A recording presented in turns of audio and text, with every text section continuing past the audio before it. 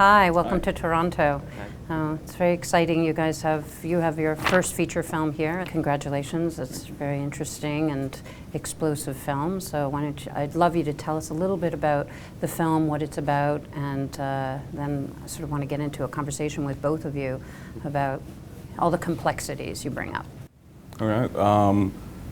The film is called Out in the Dark, and it tells a story about gay Palestinian students who falls in love with an Israeli lawyer, and about their love story and their struggle with a society that refuses to accept their love and even threatens their lives.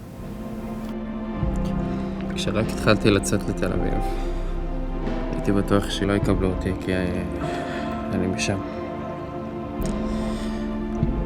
אבל אז ראיתי שלום זה לא כזה משנה. טוב, אתה יודע, זין זה זין. You've talked about it as a love story, you've talked about it as not political, and I would love it if you could address that. How is it possible that this is not political? Yeah. Okay, of course it's political. I think at first I thought I wanted to make an issue film, a film that addressed the issue, and at one point we were playing with the idea of having it be a documentary, and then I think a year later I saw your film, among other things, and I felt in general I was drawn more to the story, to the personal stories that I heard, and to the personal dramas.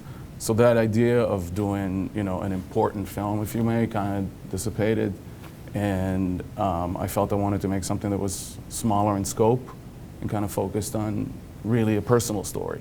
So in that sense, I think it's not political. It's not an issue film, but it's set, it's anchored in this reality, this impossible reality. So of course it's political. I mean, arguably any movie you make is political, right? But so specifically in that sense, yes, it's a political film, but I don't see it as an issue film, or I don't feel like this film is here to speak for a whole community. אתה לא יכול לשכוח איפה אתה חי. מה אתה מנסה להגיד? אתה יודע איזה תיקים עוברים אצלנו בחברה? אתה דואג למשרד? אני דואג לך, רועי. אתה לא חושב על מה שאתה עושה? אתה לא חושב על העתיד שלך? אתה לא חושב על ההתקדמות המקצועית שלך? לא, אני לא חושב על ההתקדמות המקצועית כי עם כתם ביטחוני על הרקורד, אני לא יודע כמה רחוק אתה יכול להגיע. אבא, אני מדבר איתך על חבר שלי. I think the one thing that was important for me was portraying a relationship that felt intimate and tender, showed a caring relationship.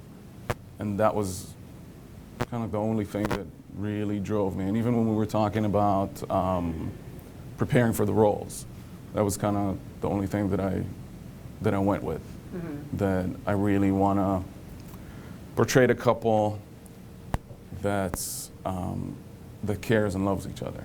With the caring and loving, your couple obviously have differences. They don't know a lot about each other. They Right. come from very different worlds. And your Israeli character is a bit naive about what's going on. And I think your Palestinian character comes from the West Bank. So he's naive more in the gay sense. He's not naive about the political situation at all, but he's naive about the larger gay world. And your lead character, the Israeli character, says at one point, well, a dick is a dick, right? Right. When he talks about why it's possible for them to sort of be in relation to each other. And yet this sort of more complex relationship evolves. And I'm just wondering how these two naive guys find each other, because there wasn't a lot of information in the film. How do you feel that they kind of came together through those troubles? I like that you mentioned the word naive, and in that sense, the character of Roy, if we want to talk about his naivete, is not necessarily the guy that would stand out and go to demonstrate, for example, for Palestinian rights. But when it hits home, when he finds a guy and he falls in love and he brings him home, and it becomes about love and it becomes about caring, then it becomes political. And in that sense, Nimer's naivete, the Palestinian characters, views himself, I believe, a little bit transcendent of the politics he tells his brother, I don't care about the Fatah and the Hamas and, the Jews and the Palestinians. He tries to, to cruise above it in a sense, to avoid being, in a sense, being post-political, which I felt a little bit of that happening both in the Palestinian and the Israeli gay communities. Mm-hmm. People that are trying to put that aside or are tired of dealing with that on a day-to-day and then trying to kind of concentrate on the self, on doing their thing. But obviously both characters are, faced with the reality that forces them out of their situation, out of their naivete. Mm-hmm. To me, I guess looking at it from a position of somebody who's spent a lot of time in the West Bank and dealing with Palestinian gays in the West Bank, I actually have a very different take on it, so it's interesting. And I just sort of wonder, to me there's a sense of Nimr being, as you describe it, as above politics or not so interested. And of course I think that always exists. Not all of us are political animals. But it just strikes me that there's this whole other group of queers right now living in Ramallah, living in East Jerusalem, that are desperately political and have a very different political agenda, who are political about Palestine, who are political about their queer politics, who are that new generation that are saying like, no, we won't accept your narrative, here is ours. And I wonder if you came into contact with Al-Qaus and if you worked with them at all, which is the Palestinian gay and lesbian group, the Rainbow group. Not officially. I think a couple of their members actually worked on the film. But not officially. Mm-hmm. I guess for you, Nicholas, what I wanted to ask you, because you live in Israel, you're fluent in Hebrew and Arabic and Italian. It seems your English is pretty great too. How do you think your portrayal was of Nimr? Did that feel like an honest portrayal of a Palestinian life to you right now? I think the character of Nimr, the story of Nimr it doesn't show the big picture, but in this situation, nothing can show the big picture. They're all, it's like complicated, it's built up from individual stories. And I think I met people that passed the same difficulties as Nimr did for the movie, that were involved in the movie and worked off screen as well, and I heard actually horrible stories as well. لك شو عم بتساوي يا مجنون؟ إذا تفتح من البيت، إذا طلع من البيت، وطي صوتك، فكرها لعبة هاي. ولك مالك هيك عصبي، اهدى. مش فاهم إن بنعرف عنك. بقدر يكون هون كل لحظة. لازم أخاف يعني؟ إذا ما حكيت لي شي بيعرفوش شي. So there's been this very large debate. A lot of it has happened in Toronto. I don't know if you're aware of it. Around issues of pinkwashing. There's this terrific reporter who works for Xtra, named Andrea Houston, who's been writing about this stuff for a couple of years now. And so the pinkwashing campaign has been very much, a government campaign to portray Israel in this very positive, enlightened way, that they're good to gays, and a Palestinian society is homophobic. And it also doesn't talk about the complexities. It kind of leaves the occupation out of it by saying we're so tolerant.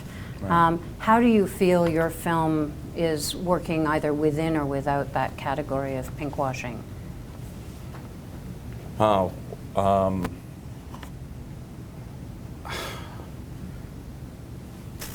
I got to tell you, I don't necessarily think my film portrays Israel or Israeli society or the Israeli government as doing any pinkwashing whatsoever.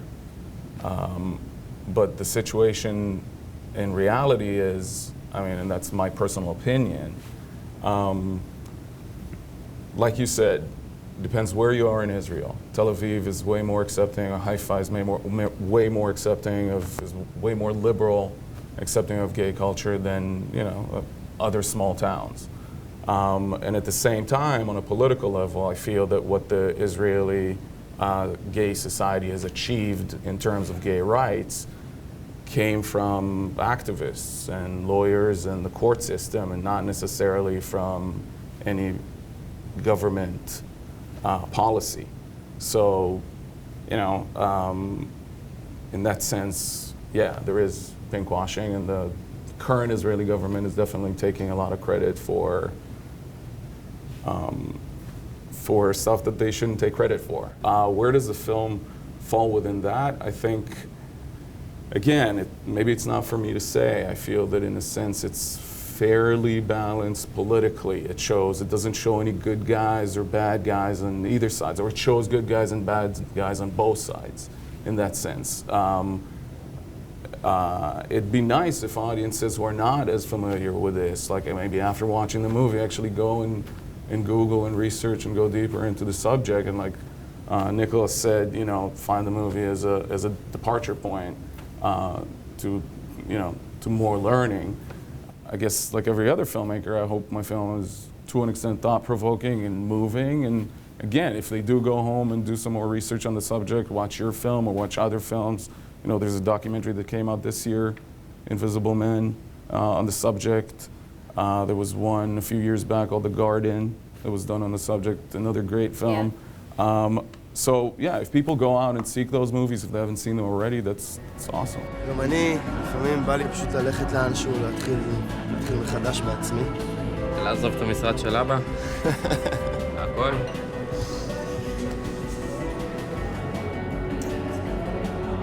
בשנייה.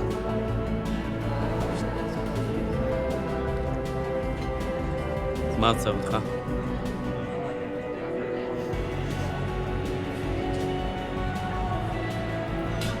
לא יודע. We agree that the situation sucks. Yeah. How would you foresee some kind of change? And I don't mean to put you in the position of a politician by any means, I don't want that, but as an artist, as a filmmaker, as somebody who cares about these issues clearly, you know, what do you see as a possible change? Are you hopeful at all? Wow, not really. Okay. I think I'm the wrong person to ask in that sense, because I'm not too hopeful. Mm-hmm. I don't necessarily know if there is a solution. Wow. What do you think about it, Nicholas? I'm not hopeful as well about the situation. It's very complicated, and there is no right answer for the situation in Israel-Palestine, and they're working around a subject called justice, but a justice of a person equals an injustice of another, so you can't really find a solution that would suit both sides. And I want to thank you both for coming and wish you huge success with your film. And Thank you. very exciting to be here. So thanks for doing this with us and taking the time today. Thank you. Thank you.